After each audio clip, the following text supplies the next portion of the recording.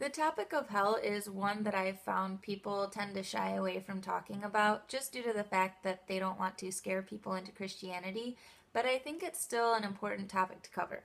So in the Catechism, in paragraph 1035, it talks about how the chief punishment of hell is eternal separation from God, in whom alone man can possess the life and happiness for which he was created and for which he longs. So in the society we live in, we have an array of things that people look for happiness in life within, whether it's materialistic goods, whether it's, sex, drugs, or just anything that we look for. I mean, we talk about this whole gay marriage thing with where it's actually love. That's why it should be okay, because people are experiencing love and we should all be able to express that. So when we seek love, life, happiness within these things that are temporary, we actually gain a sense of pseudo happiness because we aren't gaining the fullness of love that God offers. So hell is a complete separation from that. It is a complete separation from all happiness, all love, and there's a complete absence of it. And I mean, the Bible talks about it in the terms of fire and the eternal fire and punishment and all of these things, when really, as the Catechism talks about, it is the chief punishment is that it's the eternal separation from God, whereas heaven is a complete unification of love and life and happiness, where there is no more weeping, whereas hell is the weeping and gnashing of teeth where we're sent.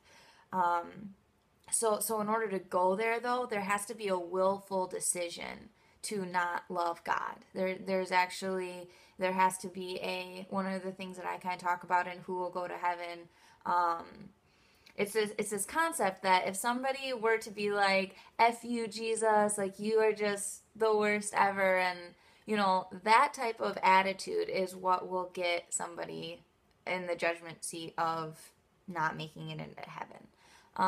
Now, nobody here on earth can tell whether or not somebody will or will not be in that situation, but, God knows our heart, we know our heart, and we're the only ones who can be accountable to that.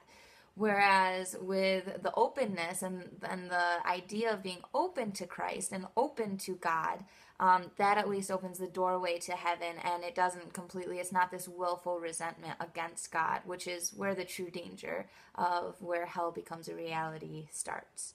So it's kind of a basic, I try to keep these decently basic, but I just thought it would be important to touch on, just due to everything that's been going on the last couple of weeks, just to have the awareness of the real life consequences that our decisions can make, and they can have, because they're not, you're talking about eternity here, and I understand that some people don't believe in life after death, but, what do you have to lose, really, other than, there's some self-denial that goes on for sure here on earth when we do decide to follow God, but honestly, when I truly, for me, when I truly seek after God, those decisions are made so much easier to actually, choose against what my body and what I would choose for myself.